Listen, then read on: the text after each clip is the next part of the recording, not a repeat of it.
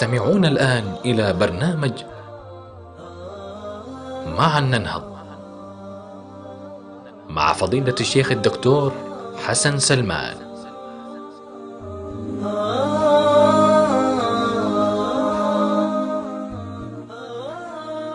بسم الله الرحمن الرحيم. الحمد لله رب العالمين، والصلاة والسلام على رسول الله الأمين وعلى آله وصحبه أجمعين. المستمعون الأعزاء، السلام عليكم ورحمة الله وبركاته. عدنا والعود أحمد، وقد كانت فترة انقطاع نسأل الله سبحانه وتعالى ألا تتكرر.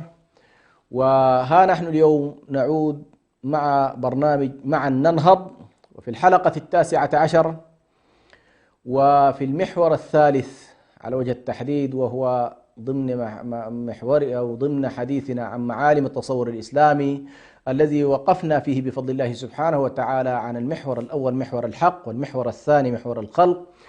وكانت حلقاتنا في الحلقات الماضية تدور حول محور الرسالة أو محور الدين المنزل من الله سبحانه وتعالى، وقد أطلنا الحديث فيه لنجلي ونوضح بشكل لا لبس فيه مفهوم الدين، وكيف يمكن أن يفهم الناس معنى الدين، لأن هنالك إشكالات كبرى في واقعنا المعاصر فيما يتعلق بتحديد مفهوم الدين، بين من يريد اختزال الدين في إطار معين ويريد أن يلزم المسلمين بهذا المفهوم الذي هو سائد في واقعنا المعاصر، ليجعل الحياة منقسمة بين الله والناس، فلله المساجد والكنائس والمعابد، وللحياة في ساحاتها الواسعة تكون الحياة كلها تكون لغير الله سبحانه وتعالى.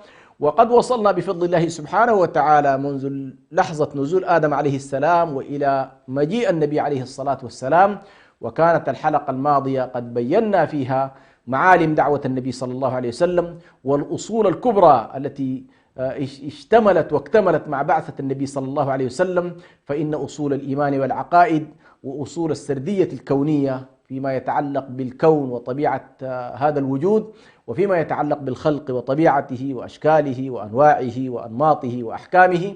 ثم بدأنا بعد ذلك في محور الرسالة، باعتبار هي الحالة المنظمة لهذا الإنسان في هذا الوجود، وتنظم العلاقة بين الخلق والخالق. هذه الرسالة بدأناها من لحظة بعثة نوح عليه السلام وإلى محمد عليه الصلاة والسلام، ولاحظنا كيف أن ركزنا على مسألة الثوابت المشتركة بين الرسل والأنبياء، المتمثلة في التوحيد، المتمثلة في العبادة، المتمثلة في السردية الكونية. وتحدثنا عن مسألة التشريع والمنهاج، ولاحظنا أن هنالك فروق ما بين رسول ورسول، وما بين دعوة ودعوة، أو شريعة وشريعة، ومنهاج ومنهاج. وهنا ديناميكية الحياة فيما يتعلق بقضايا المنهاج والتشريع هي التي تحصل فيها عمليات التغير، وعمليات خاصة التغير والتبدل والتجديد فيما يتعلق بالآليات. عموما في الحلقة الماضية تكلمنا عن نهاية ما وصلت إليه عملية الشريعة، فقلنا بأن التشريع أصوله كانت كلها تتنزل تقريبا أو نزلت في مكة، ثم فروع هذه التشريعات نزلت في المدينة. وتحدثنا كيف أن في المدينة بدأ التطور من الحالة الطبيعية، الحالة العادية في بناء دولة محدودة، ووصلنا إلى اكتمال الرسالة بقوله تبارك وتعالى: اليوم أكملت لكم دينكم وأتممت عليكم نعمتي ورضيت لكم الإسلام دينا. وذكرنا بأن النبي عليه الصلاة والسلام تميز عن بقية الرسل والأنبياء في أنه عليه الصلاة والسلام اكتمل نموذج الدعوة ونموذج الرسالة في بعديها: في بعد الهداية متمثل في قضايا العقيدة والإيمان والأخلاق والقيم الرسالية والسردية الكونية، وفي بعد الآخر اللي هو بعد الولاية قيام منظومة يعني سياسية ومنظومة دولة في حياة النبي صلى الله عليه وسلم. فهنا يكاد النبي صلى الله عليه وسلم ضرب النموذج الأمثل في التطبيق النموذجي، أو التطبيق الأمثل والأفضل الذي جمع خاصيتين. النبي صلى الله عليه وسلم يختلف حتى عن من بعده ممن جاء من بعده عليه الصلاة والسلام من الخلفاء، تجربة الخلفاء الراشدين.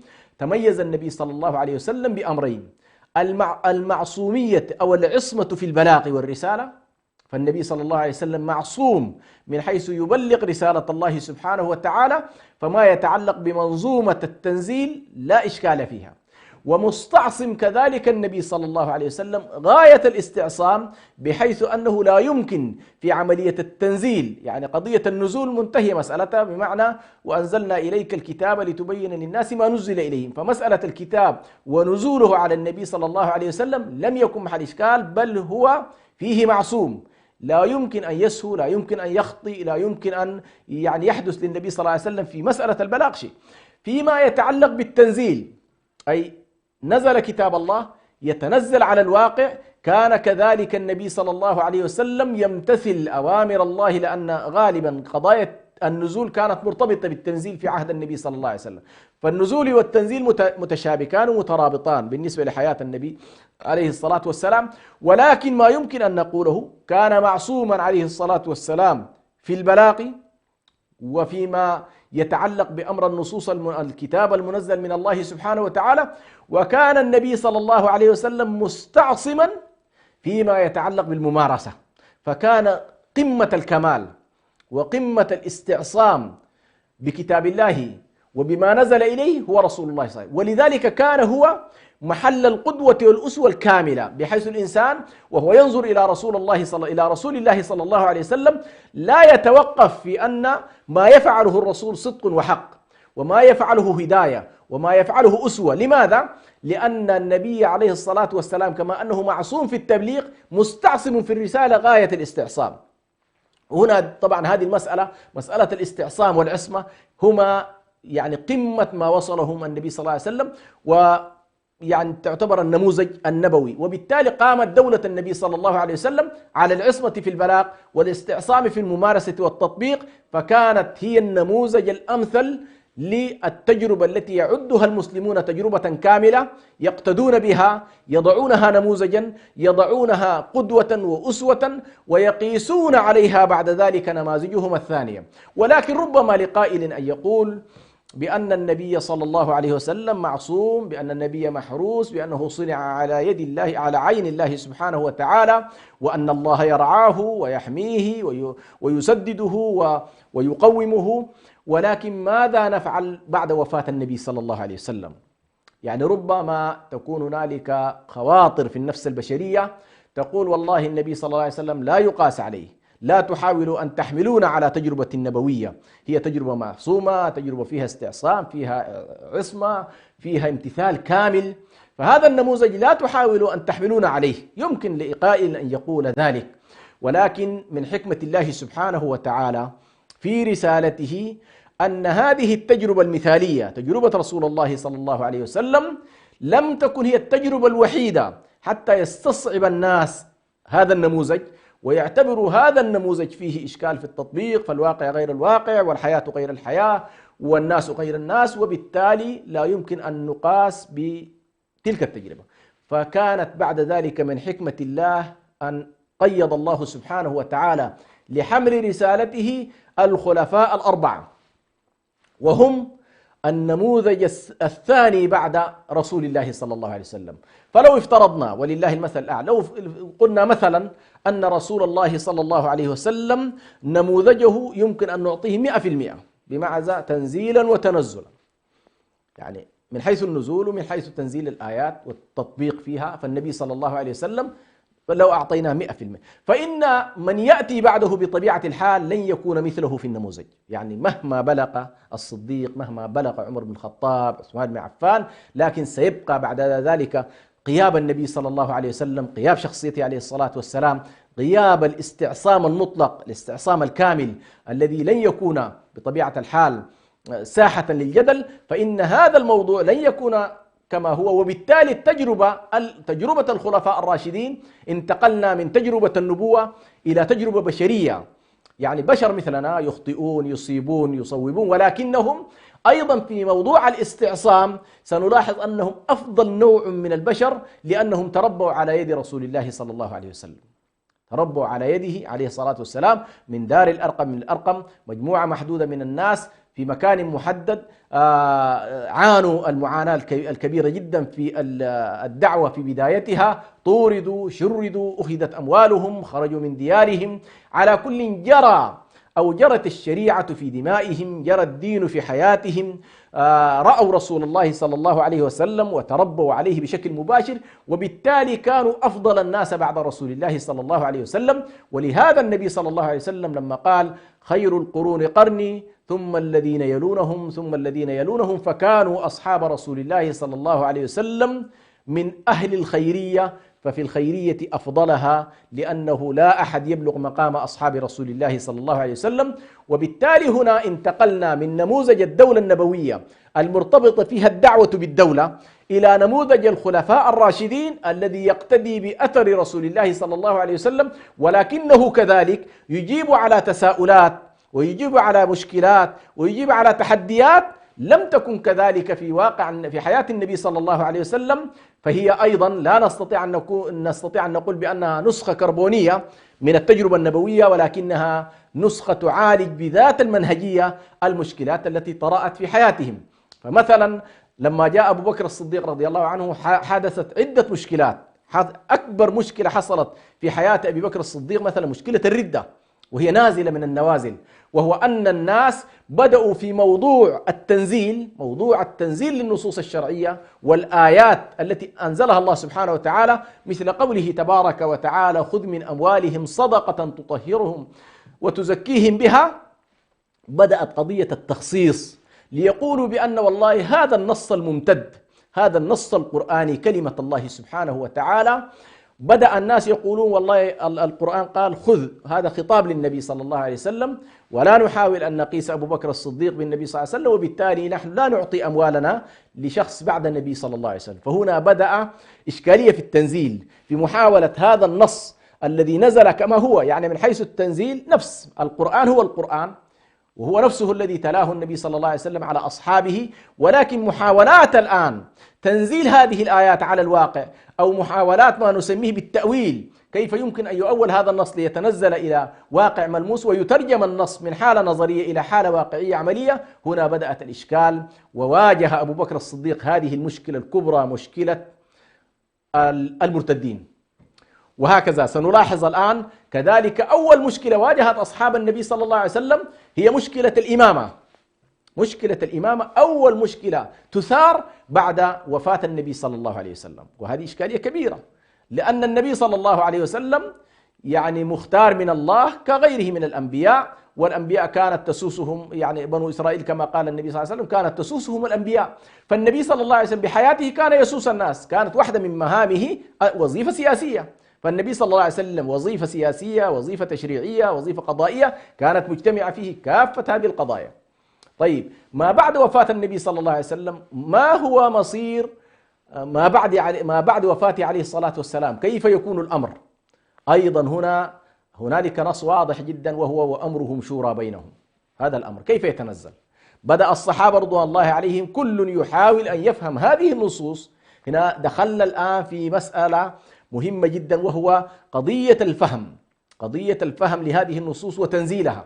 فمثلا كانت الشورى تمارس في حياة النبي صلى الله عليه وسلم ليس على مستوى اختيار الإمامة الكبرى أو الإمامة العظمى، باعتبار أن النبي حي وموجود، وأي مسلم لا بد أن يأتمر بأمره ويدخل تحت قيادته ولا ينازعه، وإن نازعه فإنه يكون قد نقض الإيمان. فلا وربك لا يؤمنون حتى يحكموك فيما شجر بينهم ثم لا يجدوا في أنفسهم حرجا مما قضيت ويسلموا تسليما.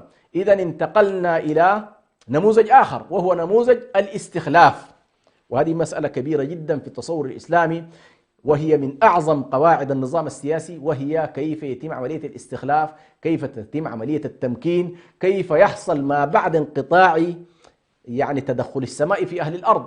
السماء سلمتنا كتاب، وضعت الكتاب بيننا، هذا الكتاب محفوظ إلى قيام الساعة، لكن تطبيقات هذا الكتاب وتنزيل هذا الكتاب على الواقع وتحويل النصوص في الكتاب إلى واقع يمشي على الأرض يحتاج إلى من يستوعب ذلك، يحتاج إلى من يفهمه فهما صحيحا كما أنزل، يحتاج إلى أن يستفيد من التجربة البشرية، ثم يبدأ بعد ذلك في المقاربة، كما قال النبي صلى الله عليه وسلم: سددوا وقاربوا. يبدأ كيف يتحول. إذا نحن ما بعد وفاة النبي صلى الله عليه وسلم دخلنا في تجربة بشرية.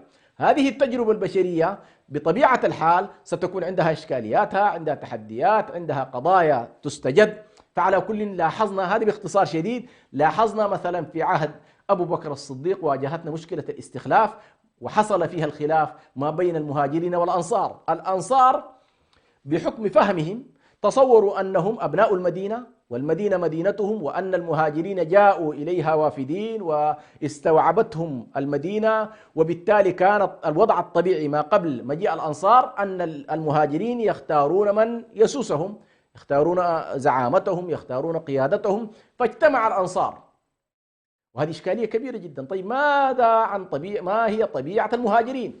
وأين وضعهم في النظام السياسي الجديد؟ وهنا طبعا تظهر الحوار الراقي المؤسس لمنهجية الدولة على النمط السني على وجه التحديد، بعيدا عن منهج الشيعة فيما يتعلق بالوصي. نلاحظ أن الصحابة أرسوا مسألة الانتقال السياسي السلمي في إدارة الدولة من خلال اختيار أبو بكر الصديق. هنا طبعا تأتي قضية مهمة جدا. لماذا النبي صلى الله عليه وسلم مثلا لم يقل والله عليكم بفلان؟ نعم، كانت في مؤشرات، كان النبي صلى الله عليه وسلم يقدم أبو بكر، كان الصحابة لا يقدمون أحدا على أبي بكر الصديق، كان النبي صلى الله عليه وسلم شبه مطمئن بأن الصحابة لا يمكن أن يعدلوا عن أبي بكر، وهم يعرفون تماما التراتبية. كان الكل يعرف أن أبو بكر الصديق يأتي بعد النبي صلى الله عليه وسلم في المنزلة والمقام. ومع ذلك النبي صلى الله عليه وسلم لم يلزم المسلمين بأن والله عليكم بفلان، ترك الأمر حتى يكون هذا هو العزيمة، هذه هي العزيمة. والرخص بعد ذلك قد تأتينا فيما بعد النبي صلى الله عليه وسلم. فالنبي صلى الله عليه وسلم اختار النموذج الأمثل في أن الناس يختارون إمامهم ويختارون من يسوسهم ويختارون إمارتهم. وهذه كانت واحدة من التحديات الكبيرة جدا.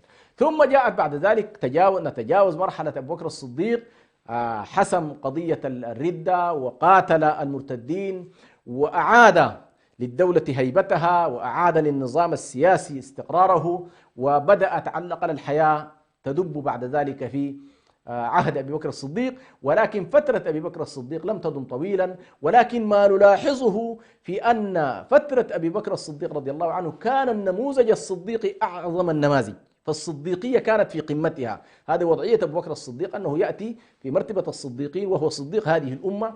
فكان التوكل على الله، الثقة بالله، الاعتماد على الله سبحانه وتعالى، الأخذ بما ورد عن النبي صلى الله عليه وسلم حرفيا، لدرجة أنه مثلا الجيش الذي عينه النبي صلى الله عليه وسلم في أثناء مرضه الذي كان فيه أسامة بن زيد ليخرج إلى الشام، حصل خلاف بين الصحابة رضي الله عليهم. منهم من قال والله هذا الجيش نحن نحتاجه الآن والمدينة مهددة والردة حول المدينة، وحصل طبعا ردة عامة في العرب، وتكاد تكون الجمعة والجماعة الجمعة بالذات لم تكن تصلى إلا في مكة والمدينة، حصلت على كل ردة عامة.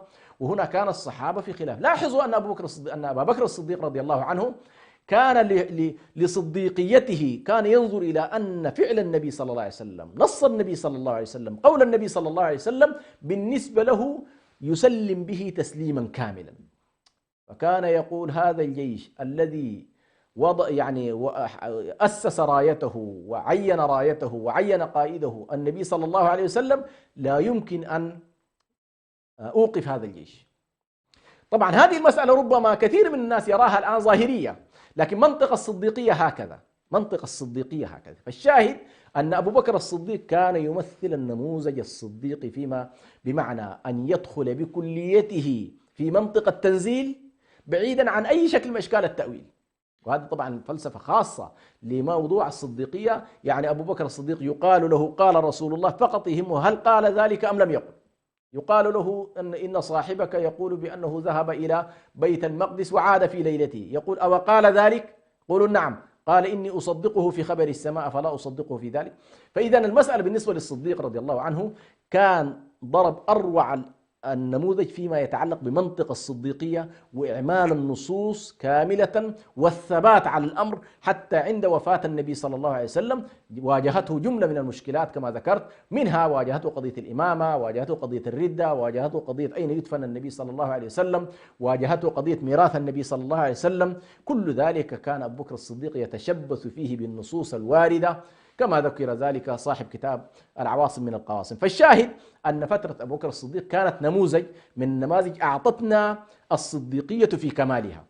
إذا كان الله عز وجل يقول وتمت كلمة ربك صدقا وعدلا، إذا كانت كلمة الله سبحانه وتعالى أي رسالته تمت صدقا وعدلا في حياة النبي صلى الله عليه وسلم، فإن النموذج البشري بعد النبي صلى الله عليه وسلم في كماله في الصديقية تجلى في عهد أبي بكر الصديق رضي الله عنه. ثم جاء بعد ذلك عمر بن الخطاب رضي الله عنه، وقد أسست الدولة، حسمت قضية التمرد، عاد الناس إلى الإسلام، على كل هيبة الدين والدعوة رجعت إلى الناس. ثم بعد ذلك توفي أبو بكر الصديق، وجاء وقد وضع بعد ذلك يعني عهد بالأمر بعد مشاورات الصحابة رضوان الله عليهم، عهده إلى عمر بن الخطاب رضي الله عنه. عمر بن الخطاب اشتهر كما هو معروف بقضية تأسيس الدولة، وضع الدواوين، تأسيس الجند، الفتوحات، لكن كان منشغل بشكل كبير على تحقيق نموذج العدل، تحقيق نموذج العدل. وهنا أنا ذكرت بأن الصديق وعمر بن الخطاب رضي الله عنه عندما يجتمعا كانا يمثلان شخصية النبي صلى الله عليه وسلم على الأقل في النموذج.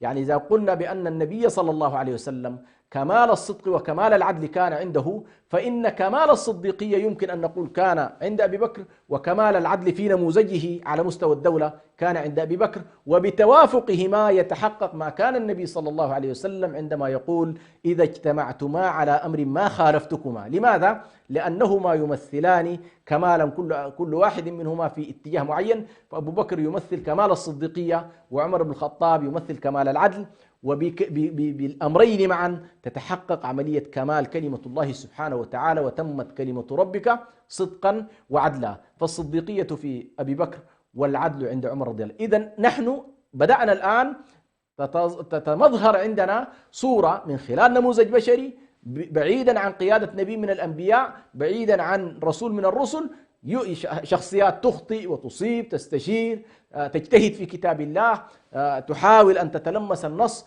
تحاول أن تعالج مشكلات مختلفة تماما عن ما حصل لمشكلات عند النبي صلى الله عليه وسلم. وبالتالي هنا ظهرت عندنا كما ذكرت نموذج، وهو نموذج الصديقية ومعالجة المشكلات بمنطق التسليم المطلق، وظهر عندنا نموذج العدل عند عمر بن الخطاب رضي الله عنه. وبذلك إن شاء الله ستكون لنا عودة بعد الفاصل، فلا تذهبوا بعيدا.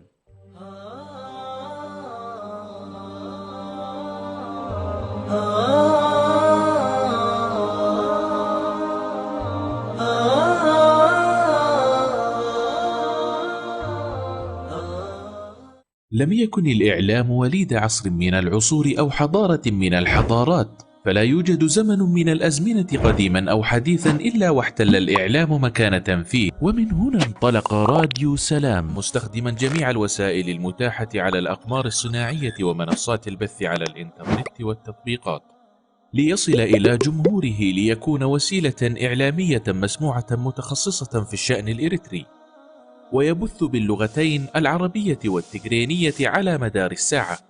راديو سلام يخاطب المجتمع الإريتري كافة بجميع مكوناته، ويتفاعل مع قضاياه لترسيخ الانتماء وتجديد الوعي وتحقيق السلام والريادة، ويبث على الأقمار الصناعية والمنصات الإلكترونية كافة. وكانت أهدافه تعزيز قيم السلام والإخاء والتصالح والعيش المشترك، نشر قيم الإسلام وأخلاقه وتعزيز الأعراف والأخلاق الفاضلة، ترسيخ مكانة المرأة وتفعيل دورها في المجتمع والعناية بقضايا المرأة والطفل والشباب وكبار السن، المساهمة في التنمية ومواجهة الفقر والجهل وتوطين اللغة العربية.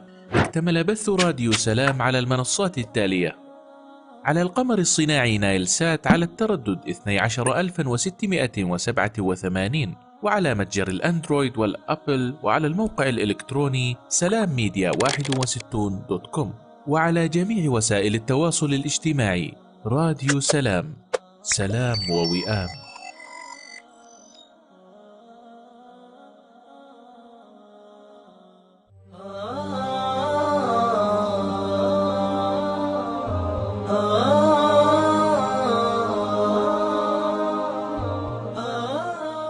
تستمعون الآن إلى برنامج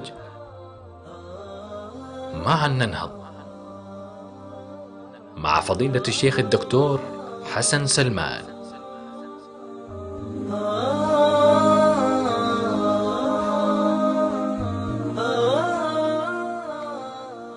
الحمد لله رب العالمين، والصلاة والسلام على رسول الله الأمين وعلى آله وصحبه أجمعين. مستمعي الأعزاء، السلام عليكم ورحمة الله. عدنا ونواصل إن شاء الله فيما كنا نتحدث عنه. وذكرت بأن التجربة النبوية أعقبتها تجربة الخلفاء الراشدين، وهذا النموذج مهم جدا بالنسبة للمسلمين، وهم يعاصرون الآن واقعا فيه الكثير من التحديات، فيه الكثير من المشكلات.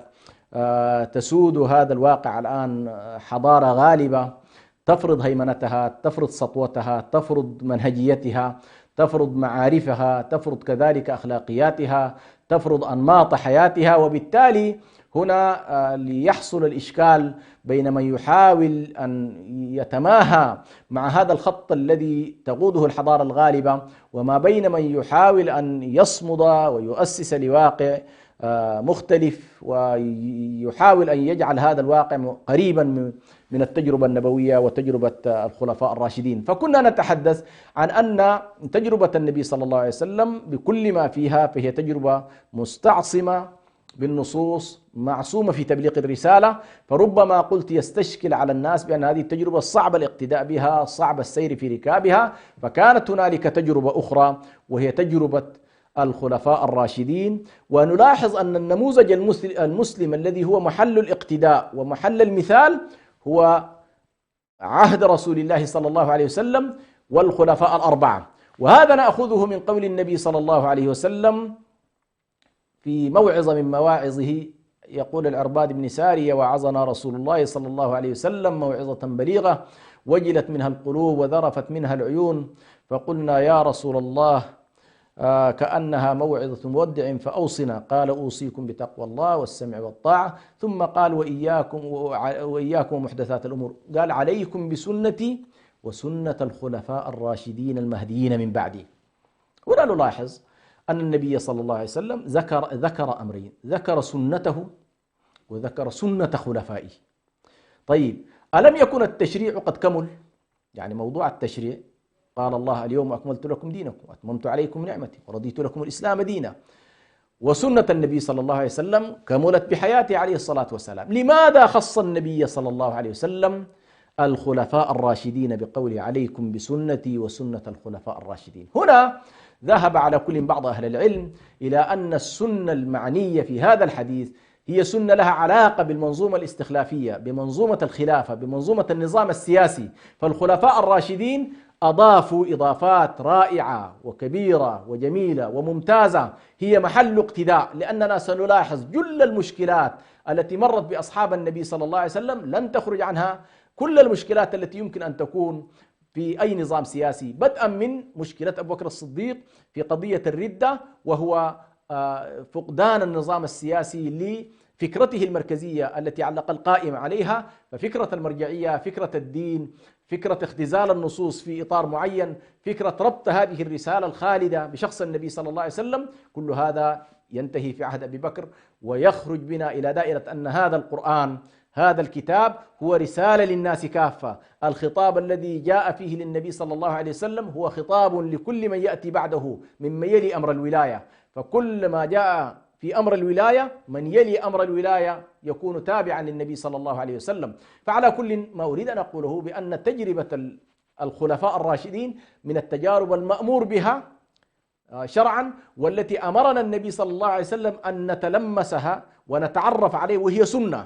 والسنة هو ما كان متكررا ويوصف بأنه ليس حالة شاذة أو حالة نادرة. لا، السنة لا تسمى سنة إلا إذا كانت مضطردة. سنة الله مثلا هو عبارة عن قانونه المضطرد، سنة الله في الكون، سنة الله في الخلق، سنة الله في كذا. فالسنة لا يطلق عليها سنة إلا إذا كانت مضطردة ومتكررة ومنسجمة مع الإطار العام الذي تكون فيه. فالشاهد الآن نحن مررنا بفترة أبو بكر الصديق رضي الله عنه، وكيف أنه كان في كمال الصديقية في إتمام رسالة الله سبحانه وتعالى وتنزيلها على الواقع ومعالجة مشكلات. ثم جئنا إلى عمر بن الخطاب، وفي عهده رضي الله عنه عمر بن الخطاب كان النموذج الأمثل في ترسيخ العدالة وفي وضع قوالب العدالة وفي تنزيل وتوسيع رقعة في محاولة توسيع رقعة الفتوحات، حيث فتح في عهد عمر بن الخطاب الشام وكذلك العراق، كل هذه من البلدان التي فتحت.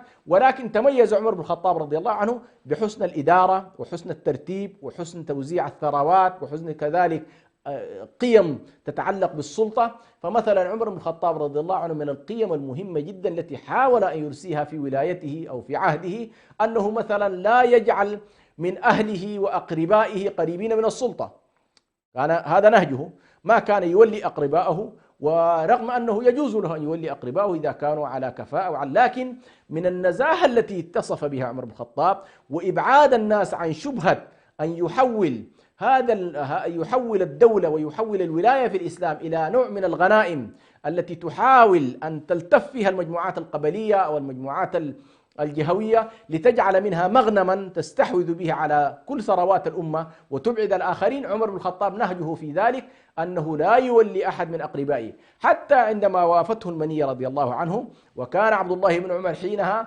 من المؤهلين للقيادة ومن المؤهلين أن يكون يرث عمر بن الخطاب، ولكن منطق الخلافة وفهم عمر بن الخطاب لهذا الأمر لم يدخل أحد من أبنائه، بل قال عبد الله يكون ضمن المجموعة التي ترتب الانتقال ولكن لا يكون واحدا منهم، يعني عهد عمر بن الخطاب إلى 6. هنا لاحظوا انتقلنا من العزيمة النبوية التي عينت أو التي تركت الأمر شورى بين المسلمين إلى الترخص أو الرخصة التي جعلت أبو بكر الصديق رضي الله عنه لا يترك الأمر كما تركه رسول الله صلى الله عليه وسلم، ولكن يعهد به إلى عمر بعد، يعني بمعنى يجري الشورى القبلية.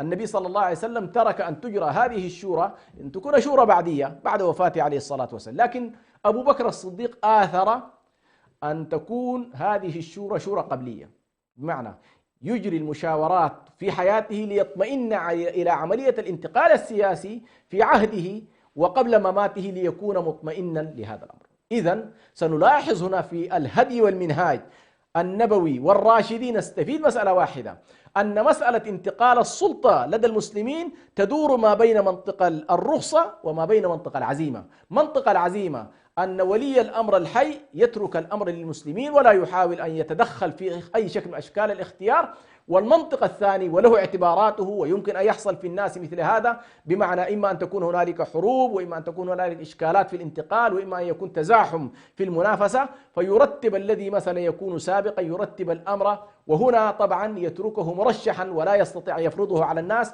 ولا تثبت بيعة الثاني هذا المرشح الذي رشحه الإمام السابق إلا من خلال بيعة وقبول عموم الأمة له. فعمر بن الخطاب كما يقول شيخ الإسلام ابن تيمية لم تؤول إليه الخلافة بعهد أبي بكر له، ولكن آلت إليه الخلافة بقبول المسلمين لهذا العهد، وهذه مسألة مهمة جدا. إذا نحن في فترة أبو بكر الصديق أرسينا مجموعة من المفاهيم، وفي فترة عمر بن الخطاب أرسينا، وهنا قامت الدولة بأوسع نطاق على قاعدة الحق والعدل، على قاعدة الصدق وعلى قاعدة العدل.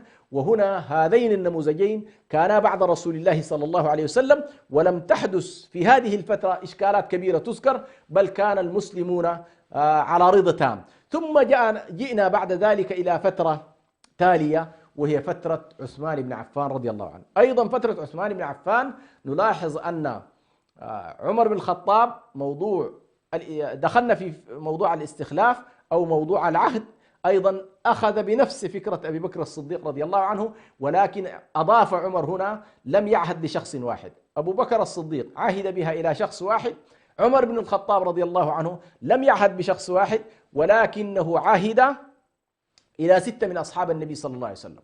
وهنا نلاحظ أن عمر بن الخطاب وبقية الصحابة رضوان الله عليهم كلهم كانوا حريصين على مسألة واحدة، وهو النظر إلى من يقدم إلى أمر الإمامة أن يكون مرضيا عنه بكتاب الله ومرضيا عنه بشهادة رسول الله صلى الله عليه وسلم. هذه كانت النقطة الحاكمة، ولا نحن ندرك أن المسلمين طبعا المدينة كانت مركزية السلطة والصحابة كانوا متوافرون إلى هذه اللحظة، لم يتوزعوا توزيعا كبيرا، حتى عندما يوزعون كان عمر بن الخطاب يبقي كبار القوم خاصة أهل بدر وأهل الرضوان، كانوا هؤلاء يمثلون عبارة عن أهل الحل والعقد في الكتلة المسلمة الكبيرة جدا التي امتدت بها الآفاق.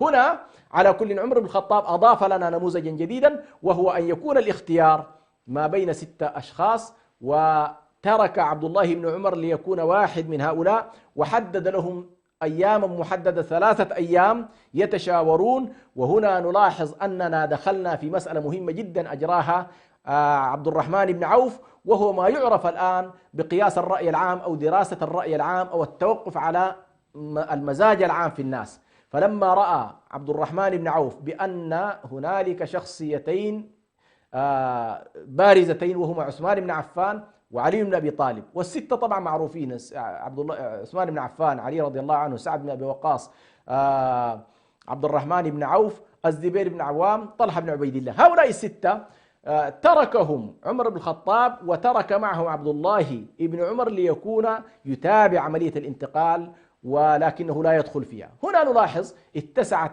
وهذه طريقة جديدة، وهنا يكتسب المسلمون كذلك نمطا جديدا، تجربة جديدة، ونلاحظ بأن المنهجية ثابتة والآليات تتغير. هذه من القضايا المهمة جدا في الشرعة والمنهاج، وستظل هذه الجزئية، جزئية ثبات المضمون وحركية الآليات، هي التي ستظل دائما تصاحب المسلمين. أمرهم شورى بينهم، قاعدة ثابتة، اعدل بين الناس، قاعدة ثابتة، العدالة في التوزيع الثروات، قاعدة ثابتة، لكن تتحرك الديناميكيات وتتحرك الآليات. وهنا يمكن أن نقول ببساطة شديدة جدا، إذا أردت أن تدرس سيرة النبي صلى الله عليه وسلم وسيرة أصحاب رسول الله صلى الله عليه وسلم، خذها بمنهجياتها وعزلها عن آلياتها. فإذا كان النبي صلى الله عليه وسلم قاتل بالسيف أو ركب الجمل أو ركب الدواب، فإن هذه آليات، تتغير هذه الآليات، ستنتقل إلى شيء آخر، نقاتل، نعم منهجية الجهاد قائمة، ولكن آليات وأدوات الجهاد ستتغير. منهجية الشورى كذلك، مضمون الشورى قائم، ولكن الديناميكيات تتحرك والآليات تتحرك، المنهجيات ثابتة، الآليات التي تتحرك في الناس. فالشاهد هنا عمر بن الخطاب رضي الله عنه تركنا مع 6 من أصحاب النبي صلى الله عليه وسلم. إذن هنا دخلت أيضا معالجات جديدة، وهنا منهجية الترخص، صحيح ذهب عمر أيضا في الرخصة، ولكن بمساحة جديدة وبطريقة مختلفة. أفرزت لنا هذه الطريقة ما يعرف الآن في العلوم السياسية بقياس الرأي العام، وهو أن عبد الرحمن بن عوف ذهب لما رأى أن الأمر منقسم ما بين عثمان بن عفان وما بين علي بن أبي طالب، وال6 انقسموا إلى هؤلاء، منهم من وقف مع عثمان ومنهم من وقف مع علي رضي الله عنه. عبد الرحمن بن عوف خرج من بين المجموعة وقال: أنا أخرج من دائرة الترشيح والمنافسة لأدير الشأن بينكم. وفعلا بخروج عبد الرحمن بقي 5 أشخاص، ثم هؤلاء أيضا بقوا شخصين، فنزل عبد الرحمن بن عوف إلى عموم الناس، بدأ. وحينها طبعا كان كثير أيضا من الوفود كانت قادمة ما بعد أيضا الحج، لأن عمر بن الخطاب قتل بعد الحج، وكان كثير من الوفود في مدينة رسول الله صلى الله عليه وسلم. فكان قادة الجيوش موجودة، قادة الولايات موجودين، كثير من الناس على كل موجودين. فهنا نلاحظ أن عبد الرحمن بن عوف أضاف لنا منهجية جديدة في منطق الدولة، وهو منطق الرأي العام وقياسات الرأي العام. ولدرجة عبد الرحمن يقول: كنت أدخل على يعني يدخل على الخضراء، على العذراء في خدرها، وهو أنه المرأة المتزوجة جديد يدخل عليها ويسألها: تريدين عثمان بن عفان أم تريدين؟ هذه على كل طريقة تطورت بعد ذلك إلى ما يمكن أن نسميه اليوم بصناديق الانتخاب والاختراع، بمعنى تضع أنت ورقة تريد فيها عمر ولا تريد فيها عثمان، لكن بالنسبة لهم لم تكن بهذه الطريقة. فالشاهد أن فترة عثمان بن عفان أضافت لنا أيضا منهجية جديدة. وهنا في عهد عثمان بن عفان طبعا انفتحت الدولة المسلمة واتسعت كذلك، لأن عمر أرسى منطقة الدولة ووضع الأسس وأسس الدواوين، أسس الجند، الولايات، ولكن اتسعت الرقعة، دخلت معنا طبعا ولايات جديدة، خاصة اتجاه المغرب العربي ومصر. هذه المناطق بدأت تضخ ميزانياتها وأموالها إلى بيت المال. فهنا في عصر عثمان بن عفان كان النموذج الأكبر بالنسبة له رضي الله عنه هو نموذج الزهد. فعثمان بن عفان تاريخ عثمان كله تاريخ حياء وتاريخ زهد. فإذا نحن الآن هنا قيمة مهمة جدا، قيمة الصديقية عند أبي بكر، قيمة العدل عند عمر، قيمة الزهد عند عثمان بن عفان. وعثمان بن عفان طبعا حصلت في عهده كذلك مشكلة الفتنة، وهنا آلية جديدة في قضية التعامل مع الفتنة، كيفية التعامل مع من يعترضون على الحاكم، من يكون لهم مطالب، من يحاول أن يثوروا إلى غير ذلك. على كل، فهنا أيضا مجموعة من المشكلات تم من خلال منهجيات الصحابة رضوان الله عليهم، فهمهم للنصوص، طريقة معالجاتهم، حاولوا كذلك أن يقدموا لنا الكثير من المعالجات. ثم إن ننتقل أخيرا إلى علي بن أبي طالب رضي الله عنه. وهنا طبعا النموذج الأخير الذي ختمت به الخلافة الراشدة، واستمرت هذه الفترة تقريبا يعني إلى فترة علي بن أبي طالب أخذنا 30 عاما، هي كانت عمر الخلافة الراشدة. على كل، هنا سنلاحظ أن هذا النموذج لما جاء علي رضي الله عنه طبعا حصلت الإشكالية، قد قتل عثمان بن عفان، واجهتنا مشكلة في الانتقال، واجهتنا اختلاف فيما بين أولوية القصاص أم أولوية الدولة وقيامها وتنصيب الإمام. وحصل الخلاف المشهور ما بين علي رضي الله عنه الذي كان يرى إقامة السلطة السياسية ومبايعة الإمام واختياره يقدم على موضوع القصاص وملاحقة الذين قتلوا الخليفة، وما بين رؤية علي وبين رؤية معاوية رضي الله عنه الذي كانت تنطلق من أنه صاحب حق بالنسبة للدم، وأن أولوية الأخذ بالقصاص مقدمة على موضوع السلطة. وهنا نلاحظ أيضا مسألة مهمة جدا هي أدت إلى إشكالات ربما في التاريخ الإسلامي، ولكن نلاحظ أن النبي صلى الله عليه وسلم كان يشير دائما في نصوصه عليه الصلاة والسلام إلى صواب موقف علي رضي الله عنه، وبأنه كان الأحق بالأمر، وبأن موقفه كان الأصوب، وهذه لها على كل نصوصها. فالشاهد أن مسألة قيام السلطة وإبرام الأمر وتعيين الوالي أولى من قضية أنك أنت تطالب بدم لم تقم له سلطة على الأقل ويمكن أن فالشاهد أن عثمان بن عفان إذا كان اشتهر بالزهد واشتهر بأنه كانت الحياة كلها تحت يديه، ومع ذلك كان أعف الناس وأكثر الناس حياء وأكثر الناس زهدا في الدنيا، وبأنه كان يعطي أكثر مما يأخذ، وكان ينفق من أمواله، وكان يعطي كثير من أمواله، حتى أن كثير من الطعونات التي جاءت على عثمان بن عفان رضي الله عنه نلاحظ أنه لا محل لها من الإعراب. فما قيل بأن عثمان بن عفان قرب أقرباءه وولى أصحاب يعني من أهل بيته وكذا، هذه المسألة حتى تاريخيا سنجد أنها يعني عارية عن الصحة. فالذين مثلا تاريخيا درسوا حكام الولايات الذين تم تعيينهم في فترة عثمان بن عفان، إذا كان تجاوزوا 20 شخص، فإن من ينتسبون إلى بني أمية لا يتجاوز 6 أشخاص، مع علمنا التام بأن بني أمية يعتبروا من حيث الأكثرية، من حيث وجود الحاضنة الضخمة من الناحية السياسية والعسكرية، فإنهم ما بعد دخولهم ما بعد فتح مكة شكلوا حضورا قويا في الجيش، شكلوا حضورا قويا كذلك في الولاة، شكلوا حضورا قويا في الحياة السياسية، وبالتالي فإن حضورهم طبيعي أن يكون موجود، ولكن ليست بتلك النسبة التي يتحدث عنها. الشاهد أن علي بن أبي طالب أضاف لنا قيمة جديدة وهي قيمة الطهورية. والطهورية هنا أعني بها بأن علي بن أبي طالب كان حريص جدا ألا يتدخل في أي شكل من أشكال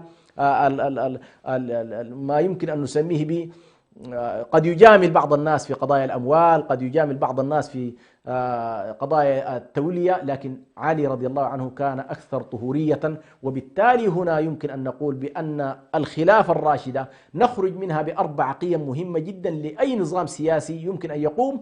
وهذه هي النقطة الجوهرية التي يمكن أن نستفيدها من حلقة اليوم، وهو أن الحكم الراشد يقوم على الصديقية والتسليم بالنصوص الشرعية ونصوص الرسالة، وبالعدل في قضايا التنزيل وقضايا الحكم، وبالنسبة للزهد في ممارسة كذلك الذين يقومون على رأس الدولة لابد أن يتصفوا بالزهد. النقطة الرابعة الطهورية، وهذه مسألة مهمة جدا. الطهورية هذه لها علاقة أيضا كذلك التعامل مع المال، التعامل مع السلطة، التعامل مع المخالفين إلى غير ذلك. كل ده هذه القضايا ال4 الصديقية، العدل، الطهورية، الزهد، هذه ستلاحظ أنها أضافتها لنا أو أبرزتها لنا الخلافة الراشدة. وبالتالي سنلاحظ أن نموذج الدولة النبوية إضافة إليه نموذج الدولة الراشدة من خلالها يكتمل بالنسبة لنا الصورة في النموذج الأمثل للحكم والنموذج الأمثل للسلطة. وهنا نتصور بأنه منذ اللحظة الأولى التي برزت الدعوة إلى اللحظة التي انتقل فيها رسول الله صلى الله عليه وسلم إلى الرفيق الأعلى، إلى اللحظة التي انتقل الأمر إلى أصحابه عليه الصلاة والسلام وما بعدهم فترة الخلفاء الراشدين، هذه الفترة هي التي تشكل بالنسبة لنا طبيعة الدين والدولة وطبيعة الولاية والهداية والولاية أو طبيعة الدعوة والسياسة. وبالتالي هذا النموذج إذا استطعنا أن ندرسه بشكل تفصيلي سيبرز لنا إن شاء الله مجموعة من الخلاصات. وبإذن الله سبحانه وتعالى في الحلقة القادمة سنحاول أن نتناول خلاصات التجربة الرسالية منذ لحظة آدم عليه السلام إلى لحظة الخلفاء الراشدين، سنقف عليها إن شاء الله في خلاصات نهائية ليكتمل هذا المحور. وهذا ما سيكون إن شاء الله في الحلقة القادمة، فلنكن إن شاء الله معا، والسلام عليكم.